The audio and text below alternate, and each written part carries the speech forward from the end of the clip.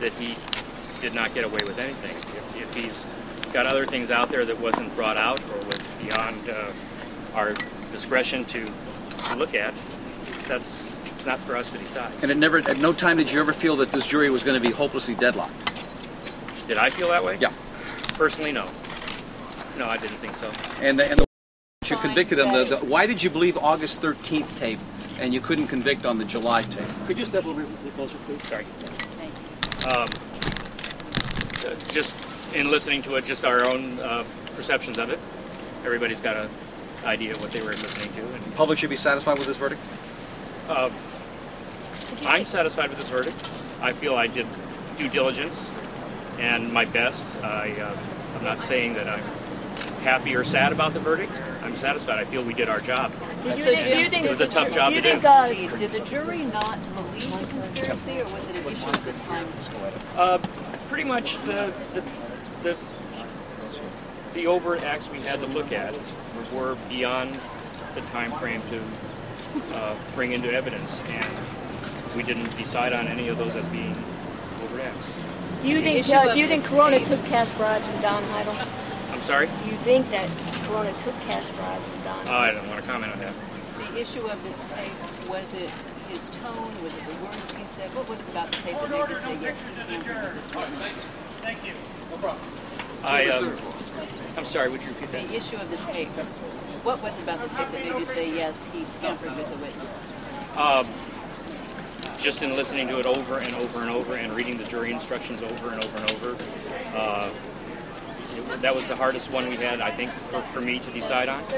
And it just became apparent that to the letter of the law, what we were told and what we were listening to, that was the only conclusion that I could come up with, and everybody else came up with obviously the same conclusion. Jim, can I ask you, the tape, the prosecution hit hard on Don Heidel, that he supported the government's theory that there was, bribes, et cetera, but focusing on Don Heidel for a moment. Okay. Overall, in your words, did the jury believe him, not believe him? What was the value of the undercover tape? Tell us about that.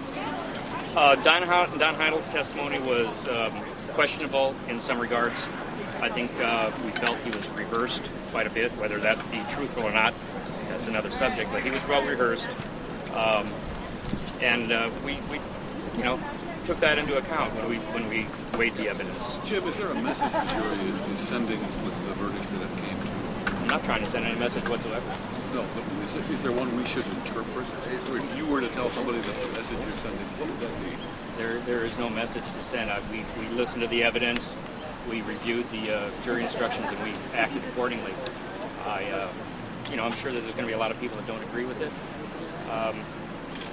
Whether it's the right thing or the correct thing that happened, it's what happened, what we had to go on, and that's how we decided. The guilty count, was that about him trying to square the story with Heidel as to what to say? What was that guilty count about? It was the last tape, the August 13th tape. That might be me. What was your interpretation of the pinhole and, it's all solid and clear and whatever? What did you guys think of those comments on the tape?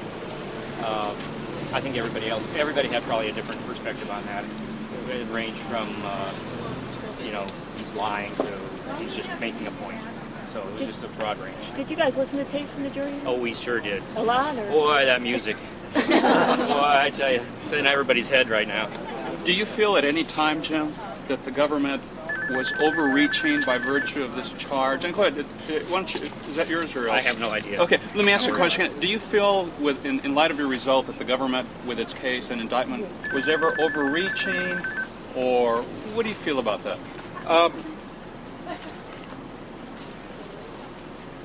No, I don't know. I don't know if they were overreaching. I don't know what all they were trying to accomplish. All I know is what the charges were, what the evidence was, and what our instructions were, and we just dealt with it. So, Were there any major disagreements? It's a jury of 12 people that have to decide a man's future, and there were strong opinions both ways, and there was disagreements, but we handled it in a professional way, I thought, in a grown-up way, and we got past it. We talked things out. We never once stormed out of the room or anything like that. Voices were raised slightly, But no, I mean, as far as deliberating, I think we did a very good job of due diligence to weigh everything that we had presented to us. Now, with all of the counts, I'm just curious, as you headed into from day one, did you have kind of a consensus, like on several of them, got hung up on one? How did you get through this, through these 6 days? As far as the deciding the verdicts, right? We didn't really get too hung up. We had a lot of discussion, and we would go around the room and say, "What do you think? What do you think?" type of thing, as you would do in a jury. And if there was not an agreement, I don't remember if we even got an agreement on one vote on anything. But if there was no agreement, we would ask, "Why do you feel that way? Why do you feel this way?" And we relied a lot on the jury instructions. We referred to them quite a bit to say, well, even though you might think this, it says here in the instructions you have to look at such and such, and that helped determine our answers. After hearing a lot about Mike Rohn in this trial, have you formed an opinion about him as an individual? I don't think that matters one way or the other. What I think about Mike Rohn, we weren't here. It wasn't a popularity contest. He might have been a popular sheriff. He might not have been liked at all. It doesn't matter. We were looking at specific key evidence and instructions, and that's what we were dealing with. The August 13th tape dealt with what conversation? The August 13th tape was the last, I'm assuming that was the last one presented to us, conversation that Mr. Heidel was carrying a microphone, and it basically, in our opinion, in my opinion, and obviously the other jurors also agreed, he seemed to be trying to ensure that testimony from Mr. Heidel would go a certain way, and the way the instructions were written, we really had no choice but to find that the case. What did you think of the star witnesses in this case, Heidel and Jaramillo? Well, we didn't see Mr. Jaramillo. Would you have liked How about Mr. Heidel? Oh, I think, yes, we would have all liked to hear what he had to say. Certainly, I don't know that it would have made any difference in the determination of the outcome, but it would have been interesting.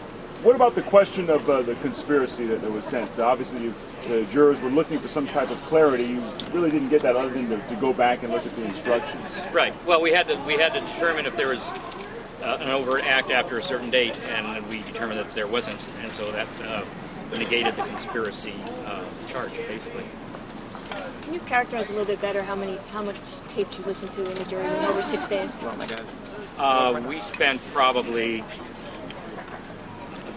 maybe 4 hours listening to tapes. That might be a little long, but I mean, we didn't take that one tape that was 3.5 hours long and listen to the entire thing, but we listened to segment by segment by segment, and several times over again, just to make clear. You got to understand too, we didn't have the transcript, so we had to keep stopping and saying, "What did he say? What did he say?" and try to figure out for sure what he was saying. The defense claims that they overcharged, the prosecution overcharged in this case. They made a bigger case out of it than it really was. Do you think the defense has a point there? I don't have a comment on it. I don't have an opinion on it. Were you the foreman, sir? I'm sorry? Were you the foreman? No, I was not.